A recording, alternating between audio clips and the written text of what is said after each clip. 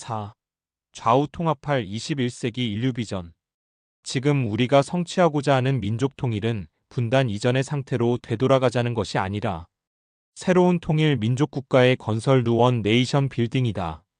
이 과업은 단지 한반도의 남과 북이 통일되어 한 나라가 된다는 의미를 넘어서 인류 문명사의 새로운 지평을 여는 세계적 사건이 아닐 수 없다. 남북 분단이 어떻게 도래했나? 제2차 세계대전 종전과 더불어 일제의 식민 통치에서 해방되면서 자본주의, 미국 체제와 공산주의 소련 체제가 한반도의 남과 북에 진주한 것이 분단의 단초다. 이른바 동서냉전의 산물이요, 그 희생이다. 새로운 통일 민족국가의 건설. 극단적으로 상반되고 상충되는 두 이념과 체제, 두 문명이 한민족의 허리를 잘라놓았다. 어디 그뿐인가? 6.25 동란에 전 세계가 동원되어 3년 동안 치열한 세계전쟁의 한마당이 된 한반도다.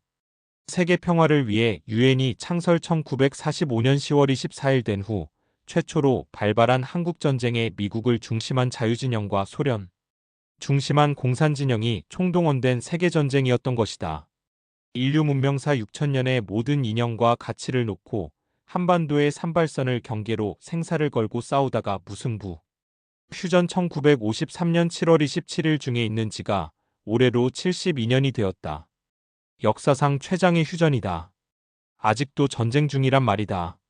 무력전은 군사력 경쟁을 전제로 한 휴전이지만 이념 사상가치 문화도덕성 민생은 전쟁 중인 것이다. 그 사이 소련을 종주로 하던 공산주의 세계는 종언을 고했고 미국을 중심한 자유진영의 자본주의도 많은 변모를 하고 있습니다만 우리가 따라가야 할 전범은 아니다.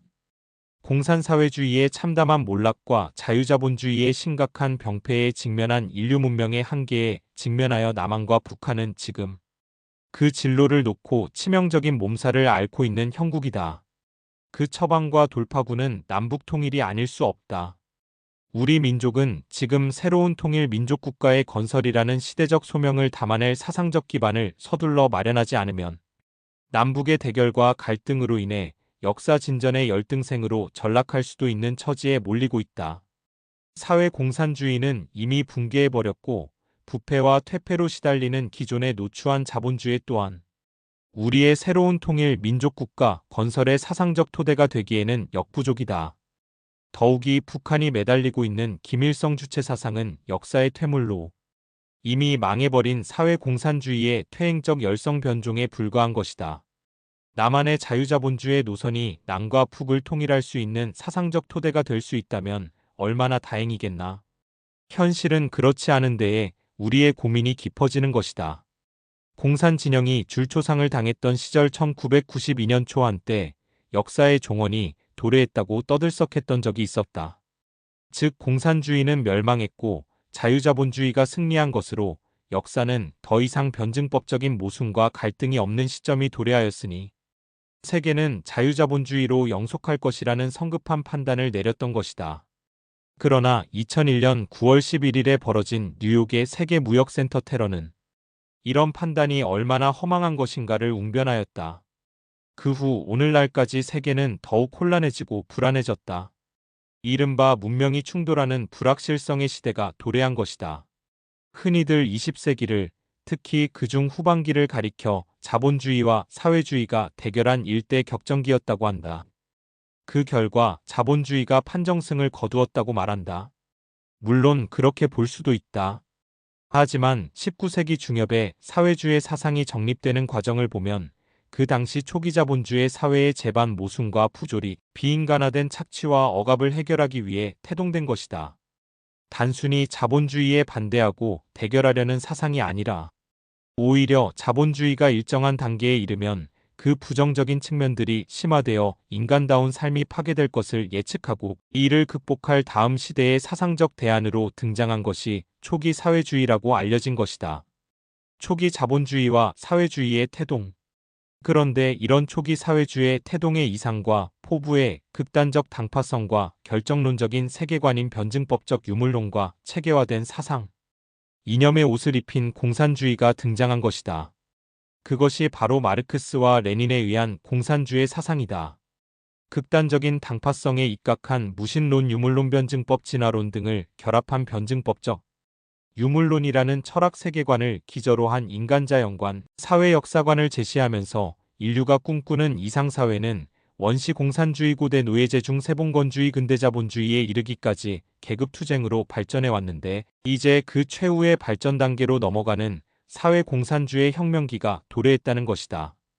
그 혁명은 노동자들이 혁명의 중심 세력이 되어 자본주의 사회를 폭력으로 타도하는 것이 역사 발전의 정도요 철칙이고 필연이라고 선동했던 것이다. 최종 목적은 만악의 근원인 자본주의 사회의 사유재산 제도를 철폐하는 것이라고 말한다. 실제로 마르크스는 공산주의자들의 이론은 사유재산의 폐지라는 한마디 말로 요약될 수 있다고 공산당 선언에서 밝히고 있다. 이 사상이론이 얼마나 잘못된 것인가를 깨닫기까지 인류는 20세기 100년을 통째로 다 바치면서 엄청난 희생과 사륙을 자행했던 것이다.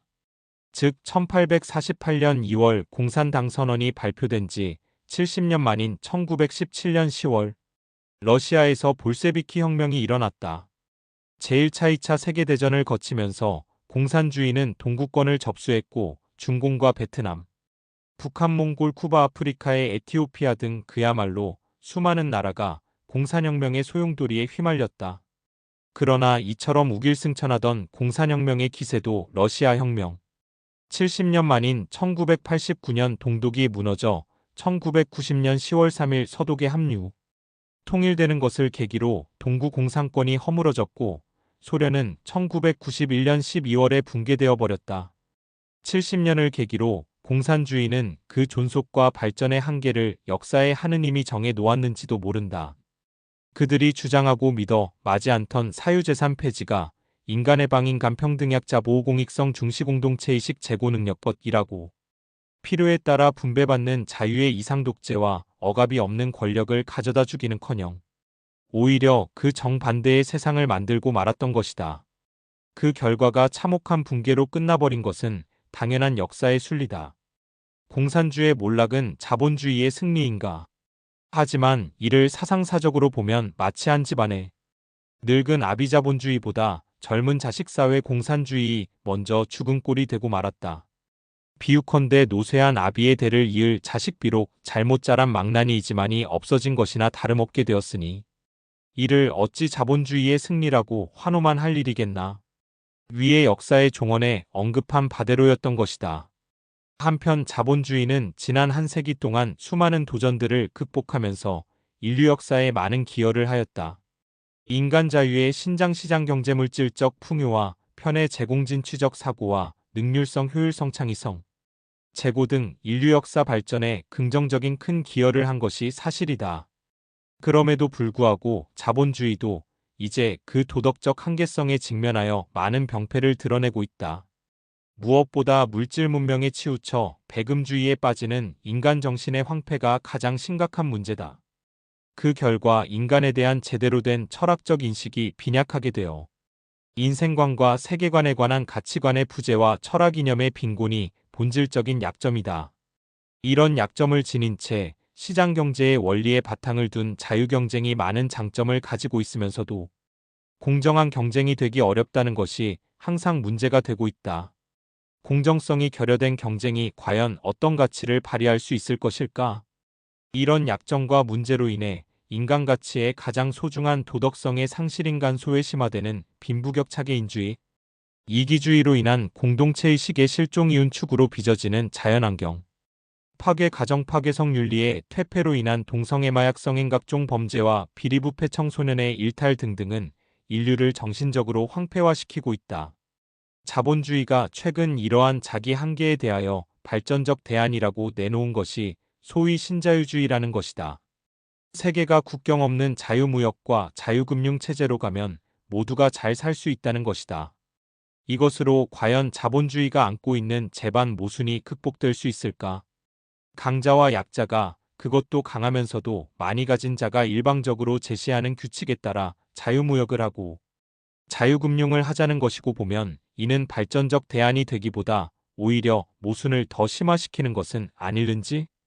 그러나 이런 위기의 와중에서도 인류는 새로운 희망의 빛을 찾아 나서고 있다. 곧 승리했다는 자본주의 쪽이나 패배했다는 사회주의 쪽에서나 그리고 신자유주의와 제3의 길에서까지 다 같이 부르짖는 공통구호가 생긴 것이다. 곧 인간의 얼굴을 찾자는 인간 회복의 외침이다. 오늘의 인류가 어째서 인간의 얼굴을 찾자고 이처럼 절규하게 되었겠습니까? 많은 문명 비평가와 미래학자들은 인간 상실 인간 소외야말로 현대 인류가 직면한 가장 위험한 재앙이라고 얘기하고 있다. 이처럼 오늘날 인류가 인간 상실과 인간 소외에 맞닥뜨리게 된 비극적 원인은 바로 20세기 문명을 주도했던 서구의 자본주의와 사회주의가 모두 다윈이즘을 철학적 토대로 삼았기 때문이다. 다윈이즘이란 한마디로 동물 세계의 약육강식적 자생존자 연도태의 원리인데 이것을 인간 사회에 그대로 적용하였으니 그 결과는 인간 파멸로 귀결되는 것은 자명한 것이 아닐 수 없다.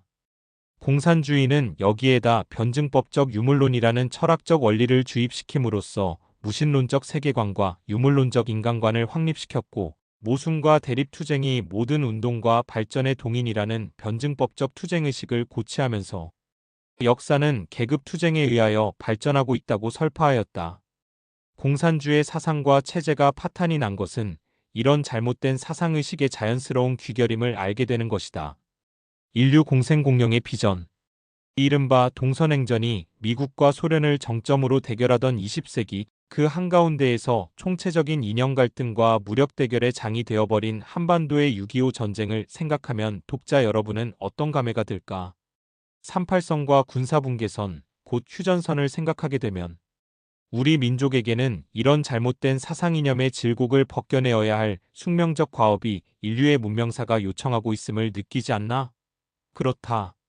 역사의 신, 역사를 주도하시는 하느님이 계신다면 우리 한민족에게 이 과업을 맡기신 게 분명하다. 그것이 바로 남북통일의 과업이다. 남북통일의 사상적 토대가 요청된다는 것을 부인할 수 있나?